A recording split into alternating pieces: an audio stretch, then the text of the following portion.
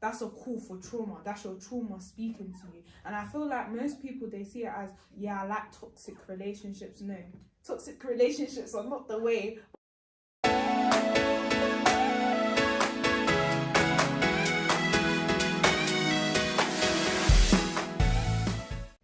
Hi everyone, we're Elevate Her UK ambassadors. My name is Happiness and my name is Eniola. And the topic we're gonna quickly discuss is the topic about Marbella and how people find it okay to cheat on their partners. And just like toxic relationships in general.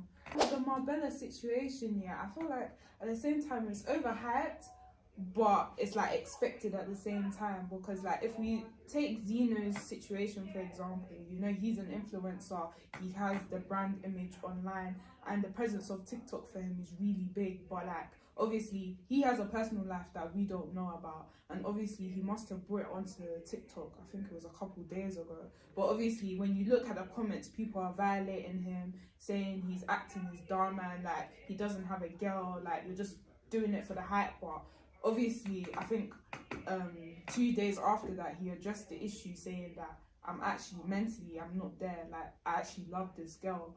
And I don't know why it how do I put it, it's more of a thing where guys think that all these influencers don't have like a personal life behind closed doors, but like they could be going through relationships that are like toxic, but like obviously because they're content creators they don't know how to express it online because people think they're joking. You know there's certain places where people go on holiday and then something will happen there and everyone just like escalates it, like, oh, if your girl goes to this place, if your boy goes to this place, they're cheating. So that could like just cause problems in relationships like that they need to be there. I don't think it was only Marbs that was the problem. There was another place that everyone used to go. Oh, Ayanapa. Ayanapa. That was last year trending. They've done with Ayanapa. Next year will be Greece. Yeah. The next year will be Nigeria. And you know, then it'll be South Africa. Yeah. Every time they'll use a place here that people go, someone will go and do nonsense there. We're not saying everybody that goes there does good. Target other and then people. They will target like that place, like, oh, if your girl goes to Marbs, if your girl goes to Ayanapa, if your girl goes to Greece, she's cheating on you. There's some people that have genuine relationships and they just want to go on holiday. To have fun, now, because of social media just like wrapping around this one place or this one type of holiday that people go to, it's gonna cause, say someone in their relationship, they say to their partner, oh, I'm having a girls trip to Ayanapa. Maybe they've been wanting to go before it was even trending, or go to Mars before it was even trending. Maybe that's their dream place to go to holiday and have fun at, you know, with their girls, and that was just a dream of theirs. But because of now social media, they messed up. Now the boy is arguing with his girl as to why she shouldn't go because of trust issues built around social media. And as much as we try to say, or much as adults try to say that, oh, social media doesn't affect my decisions, I affect my decisions. It does. If we're going to be like, you know, around social media 24/7, yes, I'm going to be influenced by some things that happen on social media. Like, I would not be comfortable with this person going to Ayanapa or Marbs or whatever because of what I'm seeing online. I'm thinking, are you going to go do the same nonsense that everybody's doing, or you're actually going to go there to just enjoy yourself because you genuinely want to go?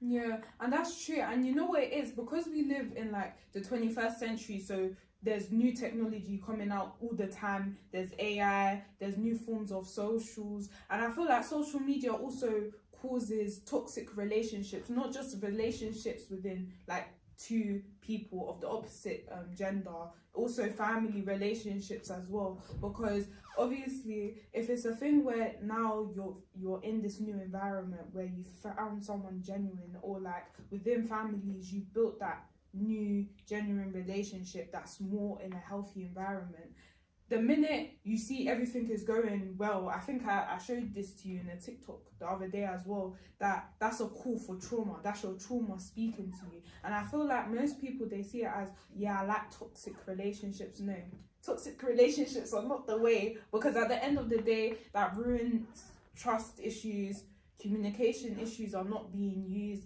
and obviously both sides of like how people are feeling from both relationships it's not even being valid or used in your relationship, because at the end of the day that's the downfall of that relationship going down the drain. But obviously both people don't realize it, because it's like, oh, I like this person, we're toxic, we come back to each other, it's fine. I might have my hot girl summer, you have your hot boy summer, and then we're back at it again next winter. No, Do you get me? That way you're not even growing mentally as a person, because mental health is a big thing as well that's not really vocalized enough, which I think should have bring awareness to.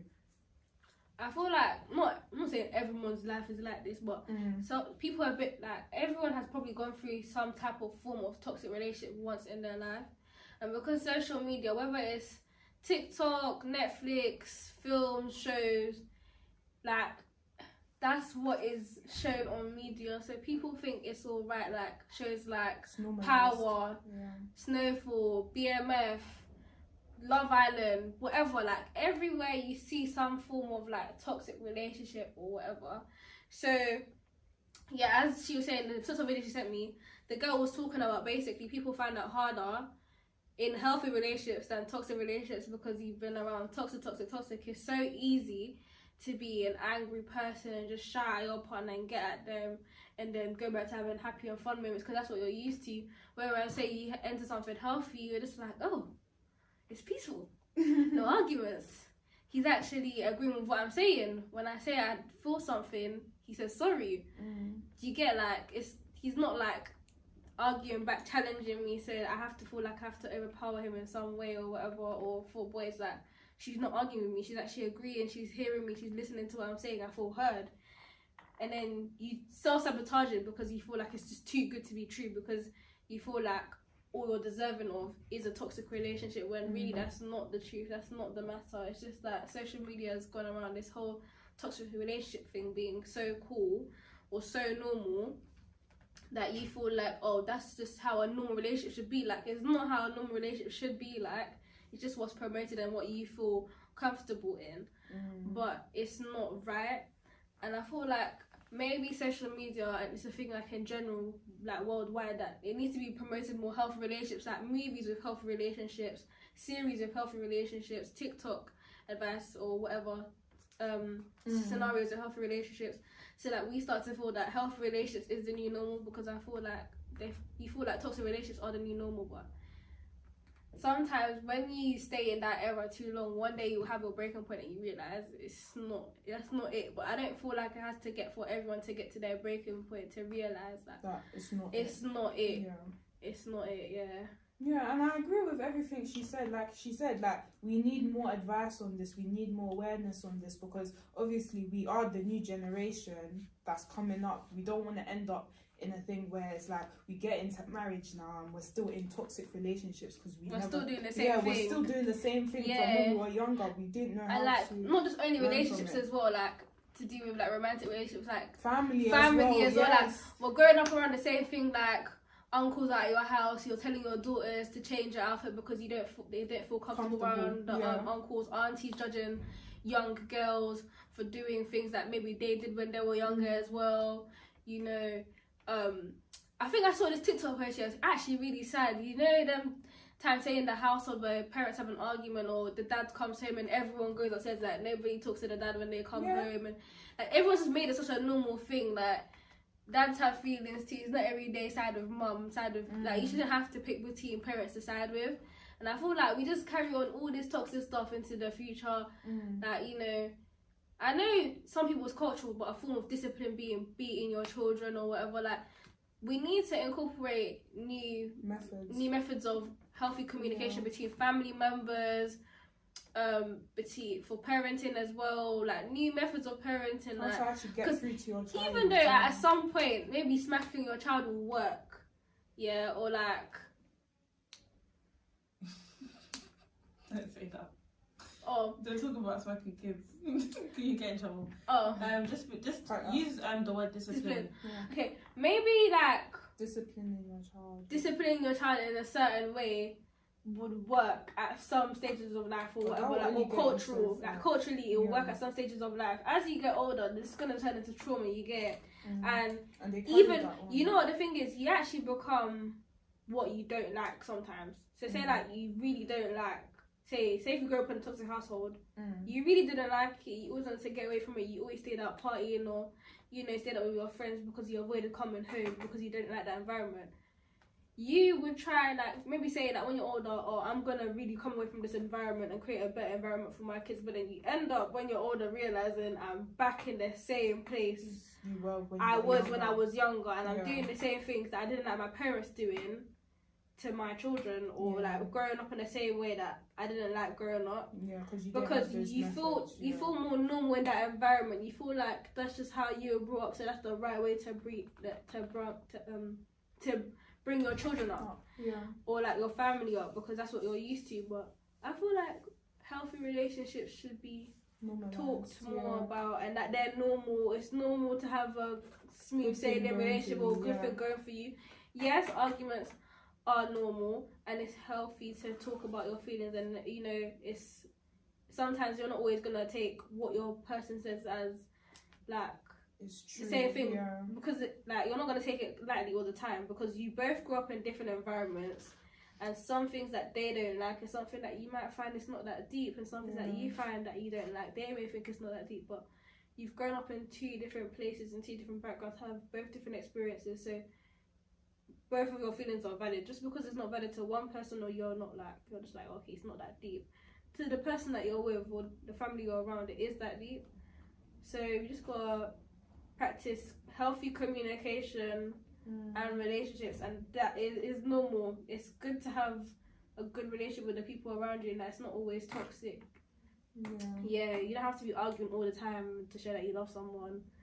I feel like, what do they say? Some people say love is pain. Love doesn't have to be pain. Love is just love. No. Love is love. Love is just love. It doesn't have to be love.